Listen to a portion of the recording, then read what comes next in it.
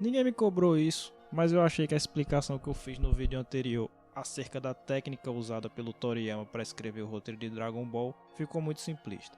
Como eu disse que esse vídeo de agora seria o complemento do que eu falei semana passada, acho que a ocasião é perfeita para tentar esclarecer o ponto ainda mais. Conforme foi dito no vídeo passado, nessa parte da saga Buu, o Akira estabeleceu um problema a ser resolvido, no caso o próprio Majin Buu, que estava devastando a Terra, e apresentou 3 soluções diferentes a esse problema. A primeira é dada pelo Kaioshin, que tinha esperanças na força do Gohan e o levou a seu planeta para despertar esse potencial, A segunda é dada pelo Goku, que revelou a técnica da fusão, capaz de gerar um novo guerreiro muito mais poderoso e apto a destruir o Buu. E os terráqueos elegeram o Sr. Satan para salvar novamente o mundo, crentes que eram de que foi ele que derrotou o céu. O grosso do roteiro da saga Buu é a articulação dessas 3 soluções, bem como o porquê de cada uma delas ter dado errado. Quando a última solução falha, a história caminha para a luta final contra o Kid Buu, mas chegaremos lá na hora certa. A primeira tentativa de derrotar Buu é feita pelo Sr. Satan. Já explicamos no vídeo anterior, mas vale a reprise. Eu acho essa parte da história absolutamente fantástica pelo motivo seguinte. O Akira conseguiu aqui, de uma tacada só, apresentar uma solução coerente com os personagens do Majin Buu e do Mr. Satan de uma maneira bem humorada e com toques de ironia. Tudo de uma maneira aparentemente simples, mas que é muito mais difícil de fazer do que parece. Vejamos, existe coerência com o Sr. Satan porque esse personagem a essa altura já sabia da existência de superpoderes naquele mundo e era sabedor de que ele não tinha nenhuma chance real contra Buu, então ele tenta se sobressair com estratégias covardes de envenenar o vilão ou explodi-lo com uma bomba, etc. Isso tudo está de acordo com a covardia já estabelecida do personagem. Quanto ao Buu, já tinha ficado claro que ele tinha, àquela altura, mentalidade de criança. Como obviamente o veneno do chocolate não faz efeito, ele entendeu aquilo apenas como um cara sendo bom com ele e dando gostosos chocolates para comer. A mesma coisa o videogame. Ele apenas se divertiu com a situação porque a explosão, a bomba montada pelo Sr. Satan foi irrisória para ele. Então faz sentido que o Buu tenha tido simpatia pelo Satan. Era a primeira pessoa que demonstrava amizade para com ele. Aliás, percebam a semelhança com a história do Piccolo e do Gohan. A parte humorística de todo esse trecho é óbvia e não necessita de mais explicações. E tudo tem um toque de ironia, porque pela primeira vez o personagem mais fraco resolveria a situação contra o vilão mais forte do universo de Dragon Ball Z, ao contrário da lógica de sempre da série, onde as coisas eram resolvidas na força bruta. Aliás, o Sr. Satan conseguiu derrotar, entre aspas, o Majin Buu porque era mais fraco. Não era só uma coincidência, foi porque ele era mais fraco que ele conseguiu derrotar, porque o Buu nunca chegou a vê-lo como uma ameaça. Enfim, muito boa essa parte. Mas e o motivo de ter dado errado? Tão importante quanto o plano ser ou não plausível é saber se o motivo de ele ter dado errado é ou não crível. Um enredo bem escrito precisa ter boas justificativas para o que acontece. No caso, o plano de Satan deu errado porque alguns humanos, completamente psicóticos, aproveitaram o aparente fim do mundo para basicamente meter o louco, saindo por aí e matando pessoas aleatoriamente. Ao encontrarem a casa de Buu, viram a oportunidade de destruir o demônio e nesse processo terminaram por ferir o Satan. Ora, ao ver seu único amigo à beira da morte, o Majin Buu ficou descontrolado e foi dominado pelo poder do mal após tentar lutar contra a encarnação da crueldade em seu coração. Então o motivo do plano A, do Mr. Satan, ter dado errado é plausível. De quebra, o vilão saiu ainda mais forte desse processo. É o Super Buu, que chama em inglês. Com isso, Buu volta a estabelecer o terror na Terra e parte atrás dos maiores Kis que ele conseguiu sentir. Assim ele foi parar no próprio templo de Kami-sama, onde estavam Goten e Trunks ainda treinando a técnica da fusão. Apesar das tentativas de Piccolo de ganhar tempo para os garotos dominarem a técnica completamente, o fato é que o vilão estava impaciente e a luta teve que ocorrer logo. Estava em curso então o plano B.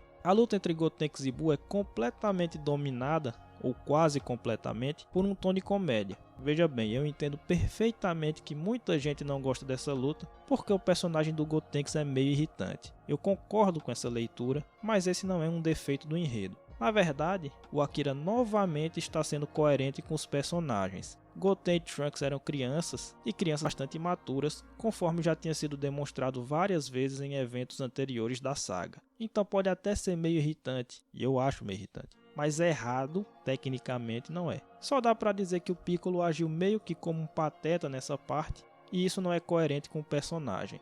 Então aí o Akira perdeu um pouquinho a mão na graçola. Mas é um pequeno detalhe, né? No geral, não dá para apontar nenhum defeito dessa parte, apesar de eu particularmente ter achado um pouco difícil de tancar. E por que esse plano deu errado, né? Ou seja, o do Gotenks? Bom, ao longo da batalha, ficou claro que o Gotenks era muito poderoso, capaz até de acessar o Super Saiyajin 3, que aliás é uma coisa que incomoda os fãs e a mim também. Esses dois, né, Goten e Trunks, são muito fortes, mas a evolução deles não vem através de sacrifícios como foi para todos os outros personagens da série. É tudo muito fácil para eles, então fica tudo muito barato, né? Mas enfim. Ou seja, eles poderiam ter derrotado o Buu. E por que não fizeram? Basicamente, o plano deu errado por causa da falha de caráter desses personagens. A imaturidade deles fez com que ficassem brincando o tempo todo com o vilão, crentes de que poderiam resolver a luta a qualquer momento e desejando ter uma luta dramática e épica sem necessidade. Na hora em que eles se decidiram por acabar com a batalha, era tarde demais e a fusão foi desfeita. Ou seja, novamente o motivo para o plano ter dado errado é coerente. A falha de caráter dos personagens levou à ruína deles. Isso aqui é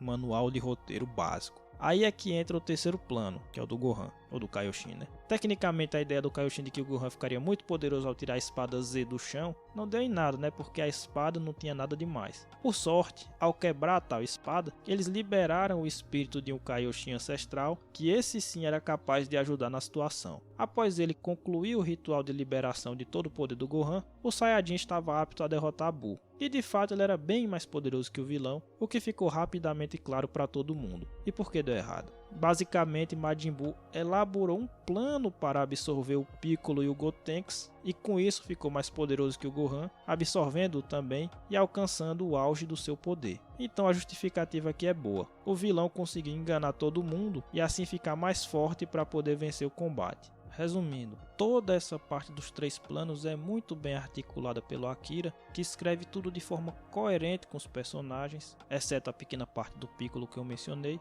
e dá bons motivos para cada um dos eventos que ocorrem nessa parte da história. Muitos reclamam de o que aconteceu com o personagem do Gohan, que parecia que ia ter um destaque muito maior nessa saga e terminou virando basicamente o Piccolo da saga de Namekusei, e eu até concordo com essa crítica. Mas essa aqui, meus amigos, é uma série de vídeos para puxar o saco do Toriyama. Se algum dia eu fizer um vídeo apontando os defeitos de Dragon Ball que mais me incomodam, talvez eu elabore um pouco mais sobre a questão do Gohan na saga Buu. Só achei importante mencionar que é uma reclamação comum que fazem e que eu concordo. Enfim, com a queda do Gohan, parecia que as esperanças da Terra estavam acabadas. A essa altura, Buu já tinha exterminado praticamente todo mundo no planeta, incluindo quase todos os guerreiros Z e suas famílias. Só o Dendê ficou vivo, né, por causa de um esforço do Sr. Popo para salvar as esferas do dragão, e já não tinha muito o que fazer. Aí é que o Kaioshin ancestral revela que os brincos que ele usava eram capazes de fundir guerreiros de forma semelhante à técnica que o Goku ensinou a Goten e Trunks, com o detalhe de que a fusão dos brincos não se desfazia nunca. Para que o Goku pudesse voltar à vida, o deus entregou a sua própria vida para que o Saiyajin pudesse ressuscitar. Essa parte é meio migué, né? Porque essa ideia de um dar a vida para que o outro renascesse nunca tinha sido mencionada na série, nem mesmo por parte dos outros Kaioshins, então foi uma solução meio conveniente. Enfim, sigamos. O Goku vai à Terra,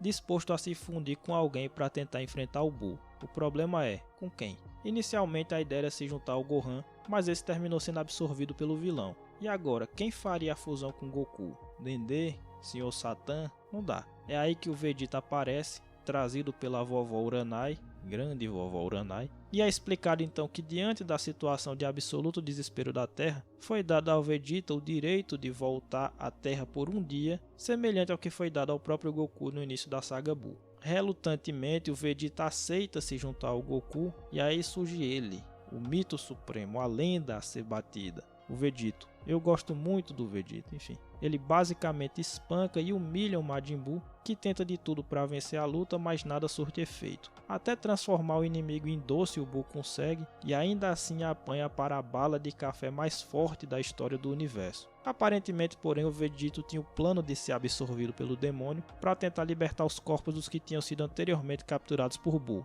De fato, é isso que acontece, com a fusão se desmanchando quando o Vegito entra no organismo de Buu. Enfim, eles conseguem libertar todos os que estavam presos no corpo do vilão, incluindo aí o próprio Majin Buu gordo, que estava ali dentro também. Quando esse último é solto, todo mundo imaginava que finalmente Buu estava derrotado, mas eis que eles sentem o ki do vilão ficando estranhamente mais forte. o que poderá ser? Veremos no próximo vídeo, que é o último da nossa série. Antes de encerrar, só dois pontos aqui. O primeiro é que a estrutura geral de toda essa luta, né, contra o Super Buu, envolvendo Gotenks, Gohan e Vegito, ela segue aquela estrutura que a gente mencionou em vídeos lá no início da série, né? Que o controle da luta passa de um pro outro, de um pro outro, de um pro outro, né? O Gotenks começa e ele é mais fraco do que o Buu, mas aí o Gotenks tem a capacidade de virar Super Saiyajin e até Super Saiyajin 3, fica mais poderoso, só que aí a fusão se desfaz, então o Buu fica mais forte. Aí chega o Gohan, que é mais forte do que o Buu, só que aí o Buu absorve o Piccolo e o Gotenks, fica mais poderoso. E aí o Gohan fica mais fraco, então o Goku chega para tentar fazer alguma coisa. E aí o Goku tem que usar o Super Saiyajin 3 para bater de frente. Só que aí quando parece que vai ficar tudo muito difícil, a fusão do Gotenks dentro do organismo do Buu se desfaz. E aí ele fica mais fraco, e aí não precisa mais da fusão, só que aí o Buu vai lá e absorve o Gohan, enfim. Vocês vão entendendo que as coisas vão... A dinâmica vai passando do controle de um pro controle do outro, controle de um pro controle do outro, até chegar na parte final, que é quando o Vegito finalmente é absorvido e aí a luta acaba. E a segunda coisa é que eu queria anunciar apenas que eu vou tentar comentar outras obras aqui no canal depois de terminar essa série de Dragon Ball. Por exemplo, eu vou cobrir todo o anime de Jojo, Stone Ocean, né, que vai começar dia 1º de dezembro na Netflix. Apesar de eles soltarem logo 12 episódios de uma vez, eu vou comentando aos poucos aqui para poder enfatizar todos os pontos que eu for achando legal. Então, eu não vou abandonar Dragon Ball, vou falar um pouco disso mais no vídeo final, né? Não vou abandonar Dragon Ball, mas eu vou tentar falar de outras coisas também. Por enquanto, meus irmãos, é só.